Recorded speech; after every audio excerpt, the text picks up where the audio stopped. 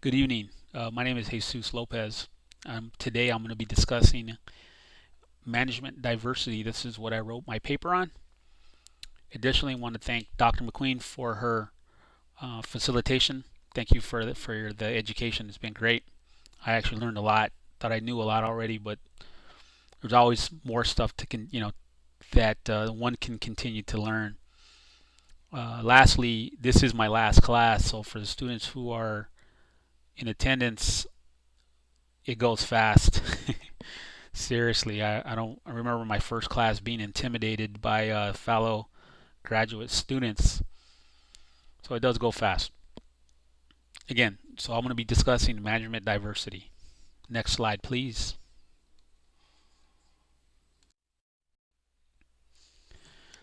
So I want to give you a quick overview of what I wrote on, which is diversity management.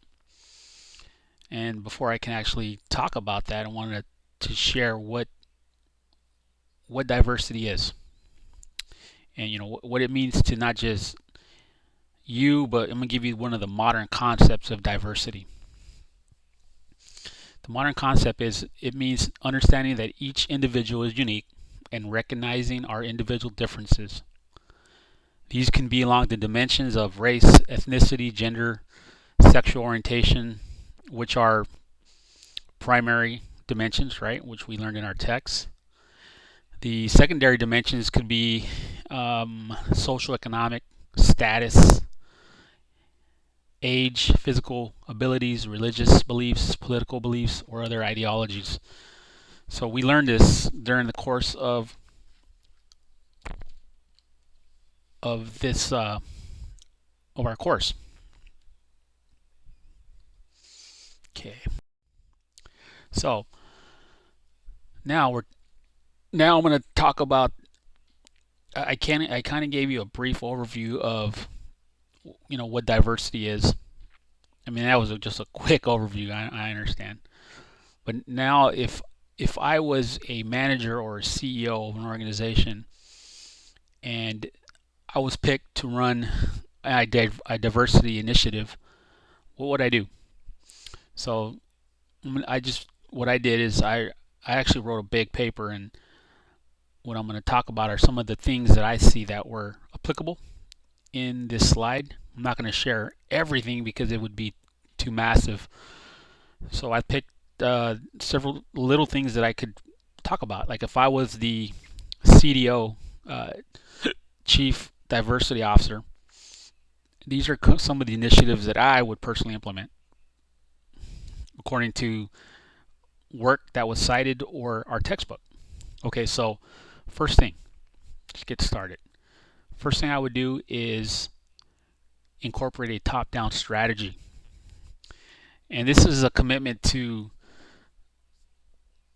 basically the leadership within the organization, which are right at the top, and it's going to trickle downward. So, going to commit resources to the effort. Inclusion of managing diversity as a component of the business strategy. That's important. Management or the organizational objectives have to align with the direction you want to take the organization, especially if diversity is a part of the direction you want to, or the objective that you want to obtain, then it has to be a guiding principle within the organization. So that's important. And there has to be a willingness to change. It has to be a corporate-wide human resource management practice, such as performing appraisals, compensation systems. I look at this more as it's going to be a paradigm shift if diversity was not a imperative within the organization. So you're going to have a huge shift, and the organization's going to have to do a lot of training. A willingness to keep mental energy and financial support focused on the objective over a long period of time. So this is not just a week, a month. This is going to go on for you're basically looking at changing a culture, a system that has probably been embedded in, and you're talking about a whole shift in paradigm. So this is going to take a long time. So and there has to be a willingness to do this, and that's why it's important that it has to start at the top. You got to have the executive level buy-in, and there has to be an establishment of valuing diversity as a core value, such as safety, integrity, total quality. So some of the things that you see on companies' websites, um, those are classic examples of initiatives that they actually implement. They value diversity. Okay. So another strategy I would use is coaching. So when you talk about coaching, it's leadership. It instructs followers on how to meet their special organizational challenges that they may face. So when you think of that, if you think about a coach, they're specialists. They're good at completing tasks or goals. Coaches are also there to help other people to accomplish their goals, fulfill their dreams, finish what is not done, implement the decisions, and realize their plans. I mean, they usually see potential in the individuals. So when you look at coaches, these are the people who are going to be kind of like your change agents within the organization to shift the paradigm. When people resist change, I mean, these are the people that are going to get it done. They're gonna coach, and they're going to become significant within that change effort and help you reach your organizational objectives as well as the individuals. Okay, sponsorship. That's the next strategy that I would use. And again, if I was a CDO, and basically a sponsorship program is it's an advocacy program, especially if you guys are promoting within the organization or externally, rather than look to external, meaning if you guys are advertising a job that's posted out there and it requires a specific degree, why not look internal before actually going external? So this type of program is very beneficial to the organization, especially if you have leadership development programs within the organization.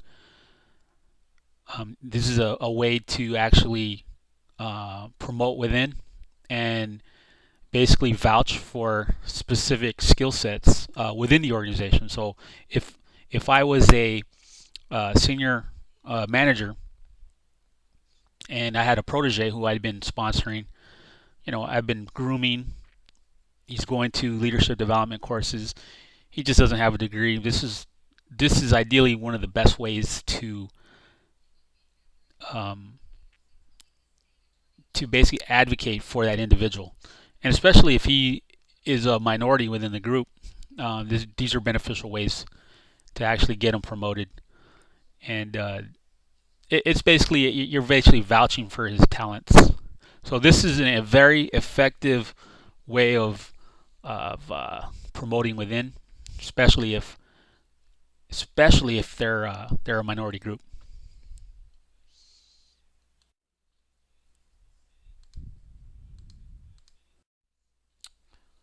Next strategy I would use is the employee research group. The acronym for that is the ERGs. So when you think about this, I like to think of this as a human resource group that is basically directed by the employees. They offer opportunities for employees to learn about and better appreciate others whose backgrounds may be different from their own and whose goals and policies align with the organization's diversity goals. ERGs provide opportunities for career development, social support, networking, mentoring, and community participation, and help promote cultural awareness and employee engagement. So when you think about this, an ERG, if I was an organization who had a diversity initiative and I was kicking this off, I would also kick off this ERG group, and I would make sure that my objective of inclusion or diversity, whatever type of diverse initiative I was going to run, is make it the ERG's objective as well. this would actually, further enhance the organizational strategy and objectives, and as well as advance the employees who may be minorities within the group.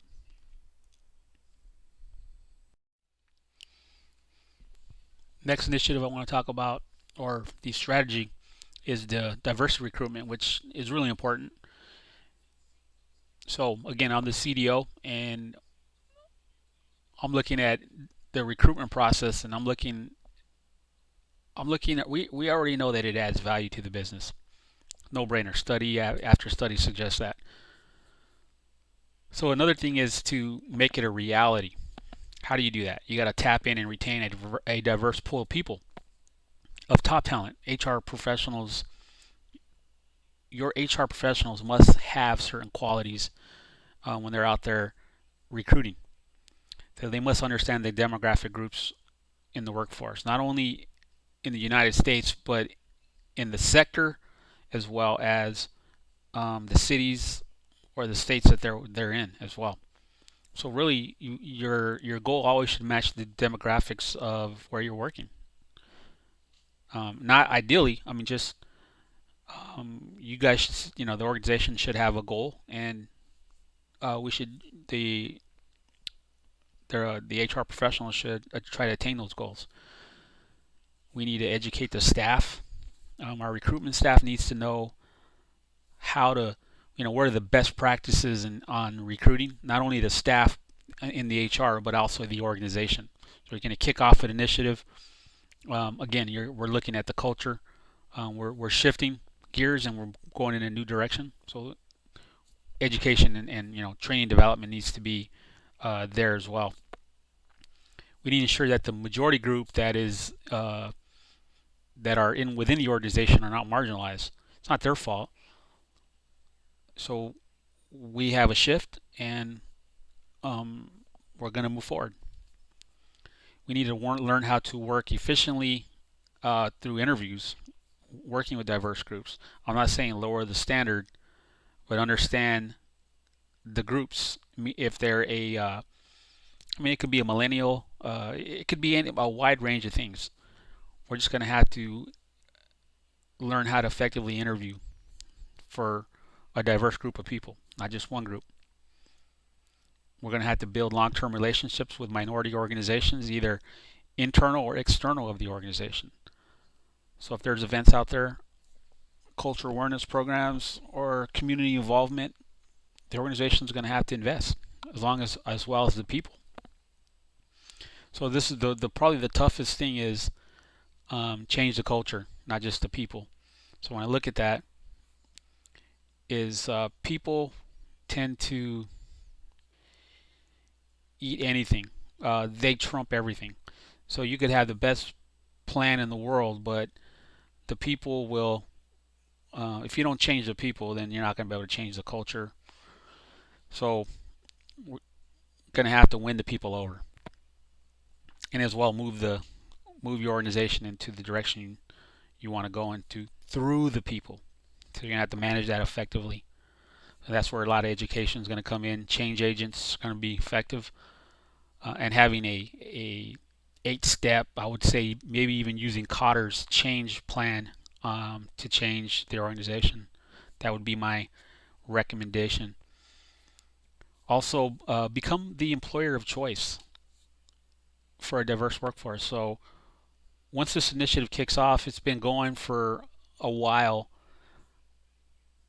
you're going to be known as an organization that values diversity, and you're going to see not just a small window of people now applying. Now you're going to open it up for a big group. So become that, and you will get the rewards with that. Now the other thing is, when we recruit them, we actually have to retain them. So we got to develop them, and we got to do it in a way that's beneficial to the organization and the individual as well. So developing our diverse, friendly culture. We also got to make sure that the recruitment efforts are effective. So constantly, I consider this like a constant process improvement of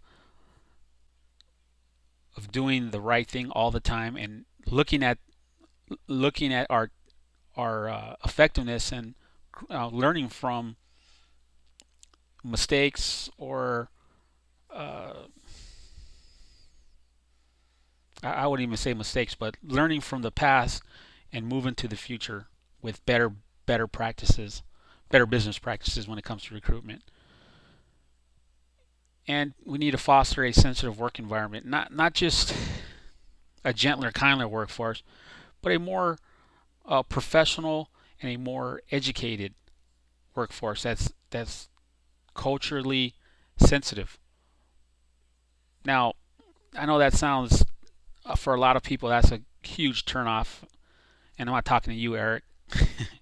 I'm playing actually, but I look at that and it doesn't resonate with me, but it does resonate that what resonates with that particular bullet is that um, how do I say this?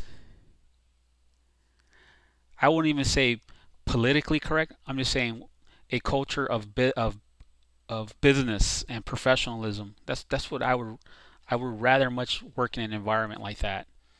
So not that we're sensitive, but we're just have awareness. That's a better word. Awareness of our work environment and the people that are in that environment. So a network of strategic allegiance to enable long-term diversity. Wow. Okay, so when I read that and the way I wrote that in my paper is we're also going to branch out and we're going to look at Diversity Inc. Top 50, and we're going to look for an allegiance on how we can better our organization, and as well looking at tier one, tier two contractors. So we're going to contract something out of our organization. We're also going to look at these private contractors we do business with, and we're going to make sure that they're doing um, their their due diligence with diversity as well. So to me, all these things, when you incorporate all these things, they're very effective. Okay, I'm going to the next slide.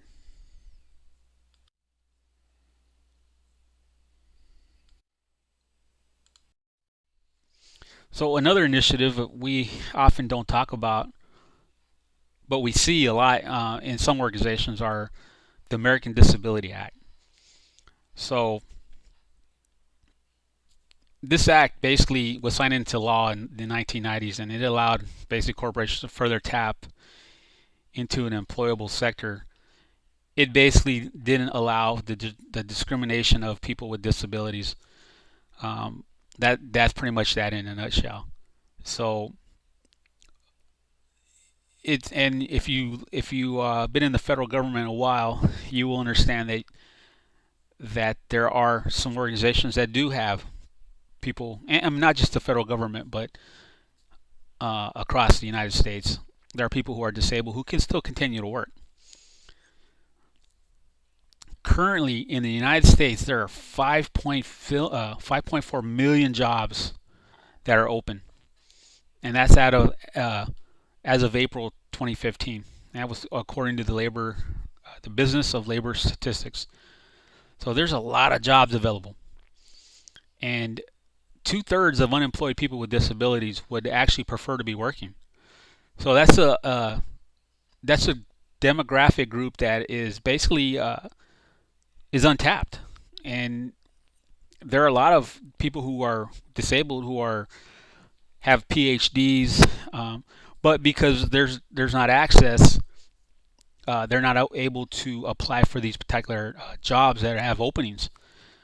So these are some things. If this was my organization, I would be looking at as not just cater to people with disabilities, but if the jobs can't be filled, I mean, we're technically filling up with anybody who actually qualifies for the job, and of course, make make my organization accessible to people with disabilities as well. Lastly, in order to be a thriving company in a global market, you got to create an ethical corporation. It has to be an ethical culture. Requires a moral leader with strong ethical philosophies. Hopefully, he's authentic, transparent, has vision, and is trustworthy. I look at that as that's imperative. You got to have good leadership, and usually you got to have good leadership at every level. So when it goes down to recruitment, think if you're going to field a baseball team, or let's just say a basketball team. You got the general manager picking the team.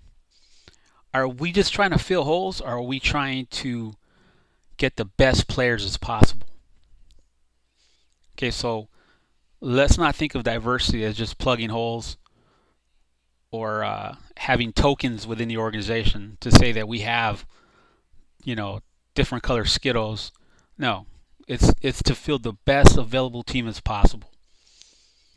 And I'm gonna leave you with my quote: diversity should be an organizational objective to compete in a global market. And that was me. I came up with that quote. I gotta actually look to see if somebody already quoted that. So that's my homework. Okay, so I kind of went through the strategies. Um, so now I will open it up to questions. Now I will make myself available from basically 5 o'clock till 8 o'clock. If there are any questions, Dr. McQueen, you can put me on speaker. I can field questions. My phone number is 805 910 8674. I'll ensure I'll stay in the room and be ready to field questions in the event that anyone has a question for me. It was a pleasure working with all the students and hearing some of the stories and to participate on the discussion boards. I thought that was very effective. That's the kind of learning I like to do. It that's the learning that's how I learn.